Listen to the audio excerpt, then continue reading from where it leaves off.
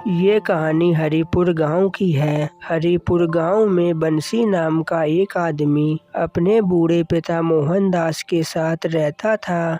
संपत्ति के नाम पर उनके पास एक झोपड़ी, 2 बैल, 1 बकरी और 5 बीघा जमीन थी, जिस पर बंसी जी जान लगाकर खेती किया करता था।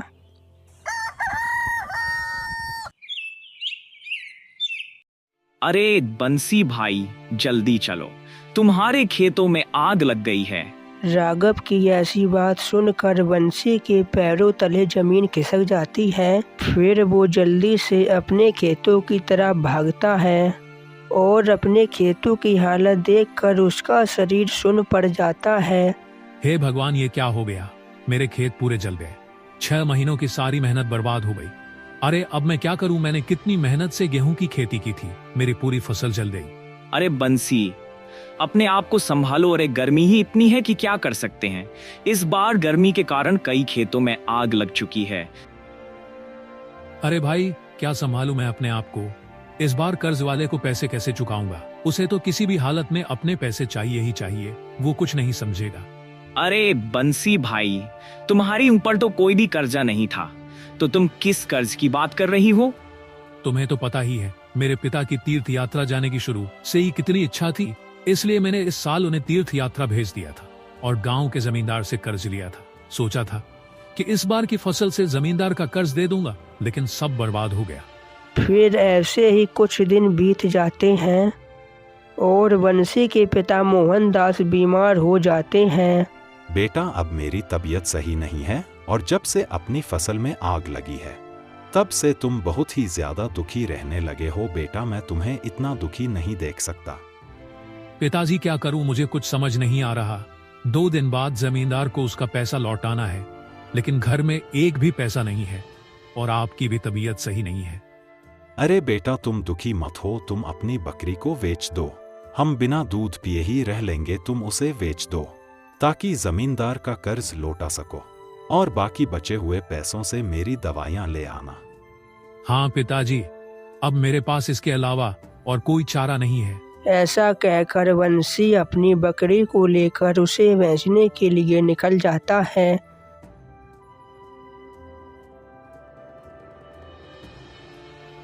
लेकिन बंसी से गांव में उसकी बकरी कोई भी नहीं खरीदता, तो बेचारा बंसी थक हार कर एक जगह पर खड़ा हो जाता है। तभी कुछ समय बाद वहां पर 2 व्यक्ति आते हैं। अरे भाई, क्या तुम अपनी बकरी बेच रहे हो? जी हाँ, मैं अपनी बकरी को बेचना चाहता हूँ, लेकिन आप कौन हो? क्या आप मेरी बकरी को खरीदना चाहते हो? हम दोनों कसाई हैं और हम भी बकरी और बकरे की तलाश कर रहे हैं। तो तुम बताओ, तुम अपनी बकरी की क्या कीमत लोगे?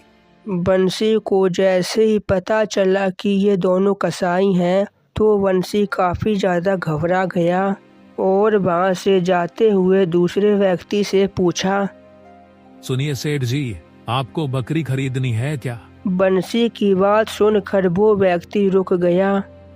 अरे भाई, मैं तुम्हारी बकरी खरीद लूंगा, तुम उसके दाम बताओ। कहाँ से लाए हो तुम बकरी को और क्या नाम है तुम्हारा? और क्या तुम्हारी बकरी दूध देती है? जी सेठ जी, मेरा नाम बंसी है और मैं इसी गांव में रहता हूँ और मेरी बकरी एक समय में 2 लीटर दूध दे देती है और मेरी बकरी इतनी सीधी है कि इसका बच्चा भी दूध निकाल सकता है। अच्छा, तो तुम अपनी बकरी के क्या दाम मांगते हो? मुझे अपनी बकरी के 500 रुपए चाहिए। लेकिन मैं तुम्हें तुम्हारी बकरी के केवल 300 रुपए ही दे सकता हूँ। इसी तरह कुछ समय तक दोनों तरफ से मूल भाव होते रहे। बंसी को पैसों की बहुत ज्यादा जरूरत थी। सेठ जी, आप मुझे मेरी बकरी के सारे 300 रुपए दे देना। अरे भाई, मैं तुम्हारी बकरी की 400 रुपए दे दूंगा। अरे भाई, मैं तुम्हारी बकरी के 450 रुपए दे दूंगा। नहीं भाई, मुझे माफ करना, मैं तुम्हें अपनी बकरी नहीं दे सकता। अरे भाई देख लो, ये आदमी तो तुम्हें केवल 350 रुपए ही दे रहा है और मैं तुम्हें 450 रुपए दे रहा हूँ। नहीं नहीं, मुझे तुम्हें अपनी बकरी नहीं बेचनी। बंसी की ऐसी बात सुनकर वो दोनों कसाई वहां से चले गए। अरे भाई, मुझे तुम्हारी एक बात समझ में नहीं आई। वो दोनों तुम्हें मुझसे ज्यादा पैसे दे रहे थे, फिर भी तुमने उन्हें अपनी बकरी क्यों नहीं दी? सेठ जी, आप तो भले इंसान लगते हो। आप तो इस बकरी को पालोगे और इसकी सेवा करोगे, लेकिन वो दोनों तो कसाई थे, इसलिए मैं उनके हाथ में 500 रुपए में भी बकरी नहीं देता। सेठ जी, मैं बड़े ही मुसीबत में हूँ, इसलिए अपनी बकरी को बेचने के लिए निकला हूँ। इस बकरी को मैंने अपने हाथों से पाल पोस कर बड़ा किया है, इसलिए मैं इसको कसाईयों के हाथ में कैसे दे सकता हूँ। आप इसको जितना हरा भरा चार खिलाओगे, ये आपको उतना ही अच्छा और मीठा दूध देगी। लेकिन सेठ जी, आप कौन हो? मैंने आपको पहले यहाँ कभी नहीं देखा। वो व्यक्ति वंशी की बात सुनकर गौर से उसे देखा और अपने मन में सोचा, तो गरीब लोग सच में बहुत भले होते हैं। इस व्यक्ति को अपनी बकरी से कितना ज्यादा लगाव है। नहीं तो यहाँ बड़े बड़े लोग भी अपनी बकरी को कसाईयों के हाथों में दे देते हैं और एक भी रुपया का घाटा तक नहीं उठाते। और एक ये है जो मुझे 150 रुपए का घाटा उठाकर भी अपनी बकरी बेच रहा है। क्या हुआ सेठ जी, आप क्या सोच रहे हो? अरे नहीं, कुछ भी नहीं। मैं पास ही के गांव सीतापुर में रहता हूँ। मेरा नाम धनी राम है और मैं एक व्यापारी हूँ और मैं गरीब लोगों को ब्याज पर पैसे देने का काम करता हूँ। लेकिन सेठ जी, पैसों की जरूरत तो अमीर लोगों को भी होती है, क्या आप उनको ब्याज पर पैसे नहीं देते? अमीर लोगों को रुपया देने से तो अच्छा है कि पैसों का दान कर दिया जाए, क्योंकि उनके पास पैसे लेने के समय तो बहुत संपत्ति होती है, लेकिन पैसे हाथ में आते ही सारी संपत्ति गायब हो जाती है और उनके ऊपर कानूनी कार्रवाई करने का भी कोई फायदा नहीं होता और गरीब आदमी ब्याज सहित सारा पैसा लौटाता है। चलो अब तुम अपनी बकरी को मेरे घर तक छोड़ आओ, ताकि तुम्हें मेरे घर का पता भी मालूम चल जाए और कभी तुम्हें तुम्हारी बकरी की याद आए तो तुम मिलने आ सको। फिर वो दोनों आगे की ओर बढ़ जाते हैं।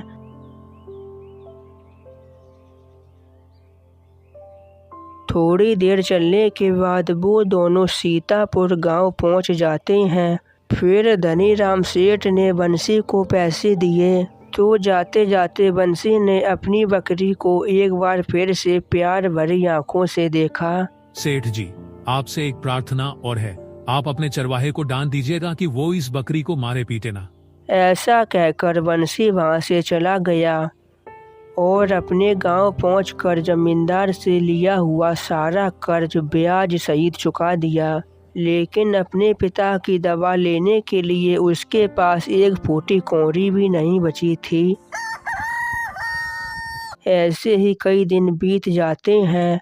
बेटा, मेरे लिए किसी तरह दवाइयाँ लेकर आओ, क्योंकि मैं तुम्हें इस दुनिया में अकेले छोड़कर नहीं जाना चाहता। लेकिन बंसी के पास एक भी पैसा नहीं था और वो भी अपने पिता को खोना नहीं चाहता था। तो वो बेचारा अपने मन में सोचने लगा, क्यों ना मैं किसी से पैसे उधार ले लूं। कुछ इस बार पैसे दे दूंगा, कुछ अगली साल चुका दूंगा, लेकिन उधर किससे लूं? लेकिन न उधार पैसे किससे लूं? कम से कम 300 रुपए की जरूरत तो पड़ेगी ही पड़ेगी, लेकिन मेरी किसी अच्छे आदमी से जान पहचान भी तो नहीं है और यहाँ के जो जमींदार हैं वो गरीब लोगों को अपने ब्याज में ही मार देते हैं। इससे अच्छा तो मैं धनीराम सेठ के पास ही चला जाता हूँ। इन सब से अच्छे तो वो ही है और सुना है कि वो वादे पर ही पैसे लेते हैं, लेकिन किसी भी तरह छोड़ते नहीं है। लेकिन यहाँ के जमींदार की तरह किसी को ब्याज में नहीं डूबते हैं और अपना हिसाब साफ रखते हैं। फिर ऐसे ही कुछ दिन बीत गए, लेकिन बंसी सोच विचार में ही पड़ा था। मुझे धनीराम सेठ के पास जाना चाहिए कि नहीं, लेकिन अगर मैं कहे अनुसार पैसे नहीं लौटा पाया तो मुझे घर खेत सब कुछ बेचना पड़ जाएंगे। लेकिन बंसी के पास इसके अलावा और कोई रास्ता भी नहीं था। तो वो सीधे सीतापुर गांव की ओर निकल गया और धनीराम सेठ के घर चला गया।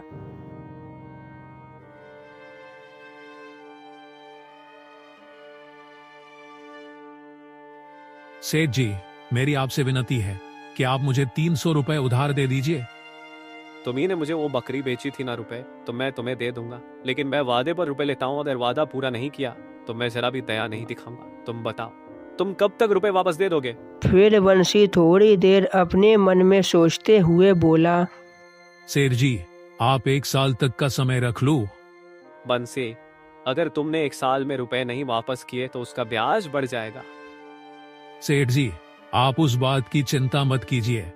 फिर धनीराम सेठ ने बंसी को 300 रुपए दे दिए। फिर बंसी वहाँ से चला गया और दवाई लेकर अपने घर पहुँच जाता है। फिर ऐसे ही 1 साल बीत जाते हैं।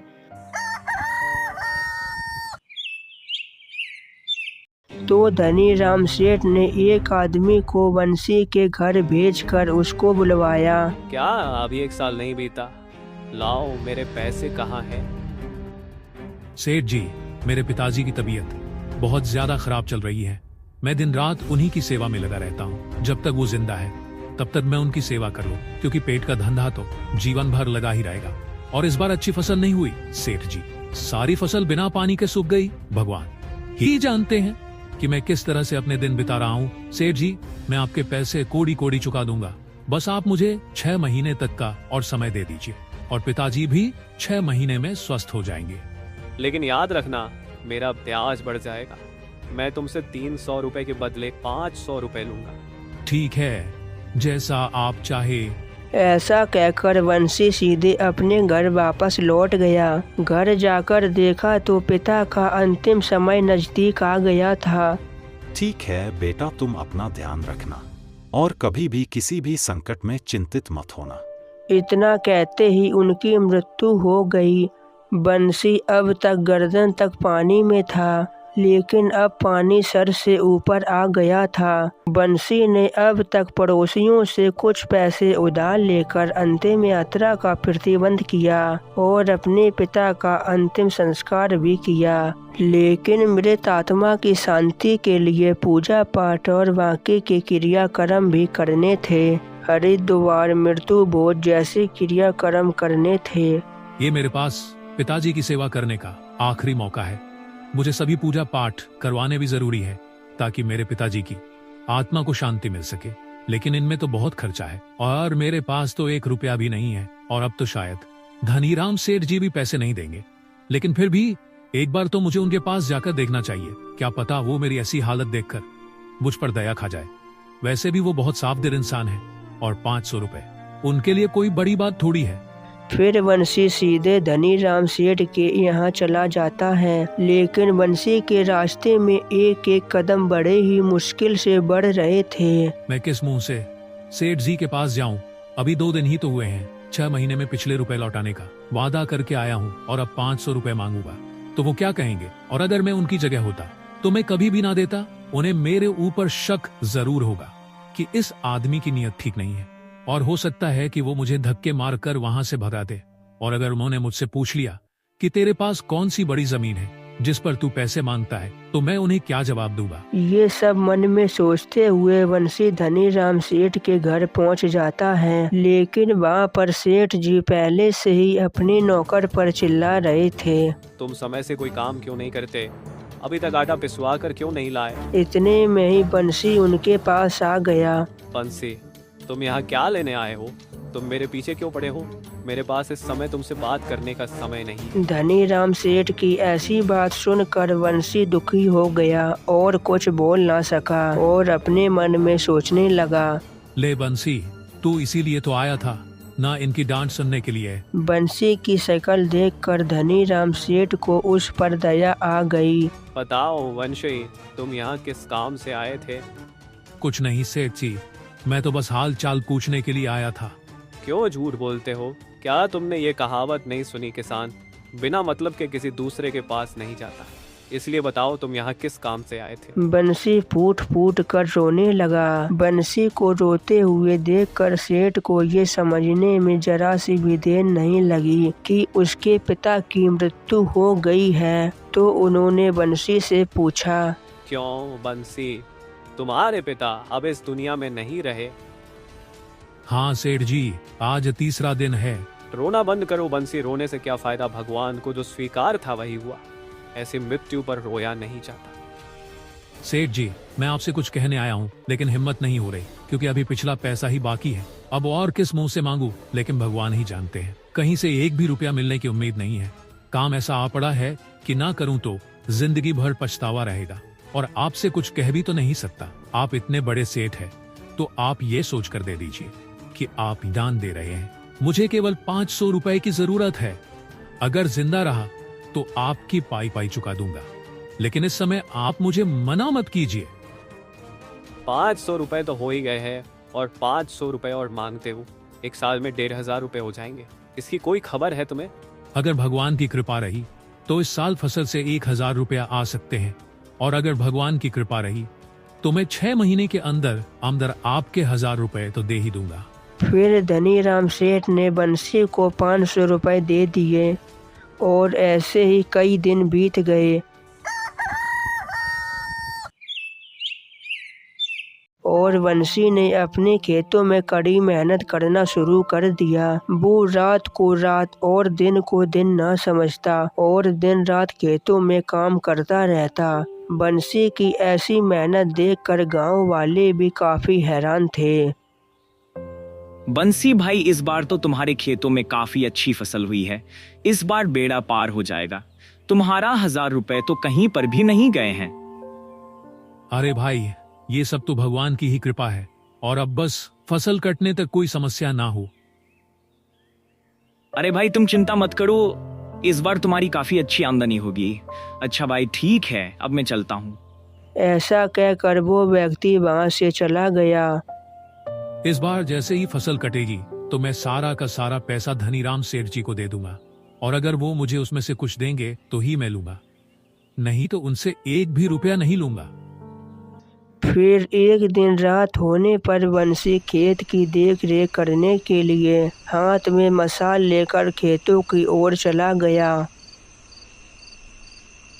और जैसे ही खेतों के पास पहुंचा तो हवा के झोंके से मशाल की चिंगारी उसके खेतों में जा गिरी और देखते ही देखते उसके पूरे खेतों में आग लग जाती है और कुछ ही देर में बंसी की आंखों के सामने ही उसकी फसल जलकर राख हो गई। बंसी की सारी इच्छाएं जल गईं, गरीब की कमर टूट गई, उसका दिल बैठ गया, पड़ोसी हुई थाली उसके हाथ से छिन गई। बंसी घर लौट गया, लेकिन अब उसे धनीराम सेठ जी के खर्च की काफी चिंता सता रही थी। मुझे अपनी कोई चिंता नहीं है। भूखे रहना और रुकी सुखी खाना तो किसान का काम है। मुझे चिंता तो केवल कर्ज की है। 6 महीने खत्म होने को आए हैं और 1-2 दिन में धनीराम सेठ जी का आदमी यहाँ आता ही होगा, तो मैं उसे क्या मुंह दिखाऊंगा। इससे अच्छा तो मैं खुद ही उनके पास चला जाता और कुछ दिनों का और समय मान लेता। फिर ऐसे ही 2 दिन बीत जाते हैं। बंसी अपने खेतों में खड़ा हुआ अपने जले हुए खेत देख रहा था और दुखी हो रहा था, लेकिन तभी वहाँ पर धनीराम सेठ का नौकर आ जाता है। उसे देखकर बंसी थोड़ा डर गया और अपने मन में सोचने लगा, हे भगवान, अब तो आप ही मुझे इस संकट से बचा सकते हो। रक्षा करो भगवान, मेरी रक्षा करो भगवान जी। अरे भाई, तुम पैसे लेकर उन्हें लौटाना नहीं जानते हो क्या? तुम्हें याद नहीं है कि तुम्हारी तारीख शायद कल ही निकल गई थी, और वैसे ही तुम सेठ जी का व्यवहार तू जानते ही हो। अरे भाई, तुम ही अपनी आंखों से मेरे खेतों का हाल देख सकते हो। अरे भाई, मुझे तुम्हारा कोई हाल नहीं देखना, ये चकमा तुम किसी और को देना। सेठ जी के 1000 रुपए लेकर मेरे साथ चलो। मेरी सारी फसल जल गई, नहीं तो भगवान ही जानते हैं कि मैं इस बार सेठ जी को 1000 रुपए दे देता। देखो भाई, मुझे तुम्हारी इन सब बातों से कोई भी मतलब नहीं है। मैंने तुम्हारी फसल का कोई ठेका नहीं ले रखा है। तुम अभी मेरे साथ चलो, सेठ जी तुम्हें बुला रहे हैं। फिर बंसी चुपचाप धनीराम सेठ के नौकर के साथ सीतापुर गांव जाने लगा और जाते जाते वो बस भगवान को ही याद कर रहा था। कुछ ही देर चलने के बाद वो धनीराम सेठ के घर पहुंच गया तो बंसी घुटनों के बल बैठते हुए बोला, सेठ जी, मेरे ऊपर बड़ी विपत्ति आप पड़ी है। भगवान ही जानते हैं कि अब मैं कहीं का नहीं रहा। क्यों? तुम्हारी सारी फसल जल गई? सेठ जी, आप ये खबर सुन चुके हैं क्या? मेरी फसल ऐसे जल गई है कि जैसे मानो किसी ने झाड़ू लगा दी हो। अगर मुझ पर यह विपत्ति नहीं आती तो मैं आपके पूरे 1000 रुपए दे देता। अब तुम मुझे मेरे पैसे देते हो कि तुम्हें कोई सजा दिलवाई जाए? सेठ जी, अब आप जो चाहे आप वो करें। मैं तो बस इतना ही जानता हूँ कि मेरे ऊपर आपका बहुत सारा कर्जा है और मुझे आपको पूरी पाई देनी है। 2 बार वादे किए और दोनों ही बार झूठ निकला, इसलिए अब आपसे कोई भी वादा नहीं करूंगा। जो भी मिलेगा आपके कदमों में लाकर रख दूंगा, चाहे मैं खुद भूखा रहूंगा, लेकिन आपके पूरे रुपए देकर ही रहूंगा। अच्छा, तो तुम मुझे एक बात बताओ कि अब तुम्हारे मन में किस चीज की इच्छा है? सेठ जी, अब मेरे मन में बस एक ही इच्छा है कि मैं किसी भी तरह आपके सारे पैसे चुका दूं। भगवान ही जानते हैं कि मैं सच बोल रहा हूँ। तो फिर ऐसा समझ लो कि तुमने मेरे सारे रुपए लौटा दिए। अरे सेठ जी, मैं ऐसे कैसे समझ लूं? अगर मैं आपके पैसे यहाँ नहीं लौटाऊंगा तो ऊपर जाकर मुझे आपके पैसे लौटाने ही पड़ेंगे। नहीं बंसी, अब तुम इस बात की बिल्कुल भी चिंता मत करो, मैं तो सिर्फ तुम्हें देख रहा था। नहीं सेठ जी, ऐसा मत बोलिए। मैं आपका इतना सारा कर्ज लेकर मरना नहीं चाहता। कैसा कर्ज? मेरा तुम्हारे ऊपर कोई भी कर्ज नहीं है, और अगर आता भी है तो मैंने उसे माफ कर दिया। यहाँ भी और ऊपर भी अब तुम मेरे 1 रुपए के भी कर्जदार नहीं हो। वास्तव में मैंने तुमसे कर्ज लिया था और वही कर्ज चुका रहा हूँ। मैं तुम्हारा कर्जदार हूँ, तुम मेरे कर्जदार नहीं हो। तुम्हारी बकरी अब तक मेरे पास है और उसने अब तक मुझे 500 रुपए का दूध दिया है और 4 बकरियां और दी है। अगर तुमने उस समय बकरी कसाईयों को दे दी होती तो मेरा बिल्कुल भी फायदा नहीं होता। तुमने उस समय 150 रुपए का नुकसान उठाकर मुझे बकरी दी थी। तुम्हारा वो एहसान मैं कभी नहीं चुका पाऊंगा। उसका एहसान चुकाना मेरी औकात से बाहर है। जब तुम इतने गरीब होते हुए भी एक बकरी की जान के लिए 150 रुपए का नुकसान उठा सकते हो, तो मैं तो इतना ज्यादा सेठ हूं तो क्या 1000-2000 रुपए माफ नहीं कर सकता। और वैसे भी तुम बहुत ही साफ दिल इंसान हो। तुम्हें जब कभी भी पैसों की जरूरत पड़े तो तुम मेरे पास आ जाना। धनी राम सेठ की ऐसी बात सुनकर बंसी को लग रहा था कि उसके सामने साक्षात भगवान के द्वारा भेजा हुआ कोई व्यक्ति खड़ा हो। सेठ जी, आप सच में बहुत अच्छी हो। भगवान आपको ऐसे ही खुश रखे और आपको ऐसे ही धन संपत्ति दे। सेठ जी, अब से मैं अपने आप को आपका नौकर समझेगा। नहीं नहीं, तुम मेरे नौकर नहीं हो, तुम मेरे दोस्त हो। तो दोस्तों, हमें इस कहानी से यही शिक्षा मिलती है कि जिसका कोई नहीं होता उसके स्वयं भगवान होते हैं। इसलिए हमें अपने आप से ज्यादा भगवान पर भरोसा करना चाहिए और भगवान की सेवा और पूजा पाठ भी करना चाहिए। राम राम।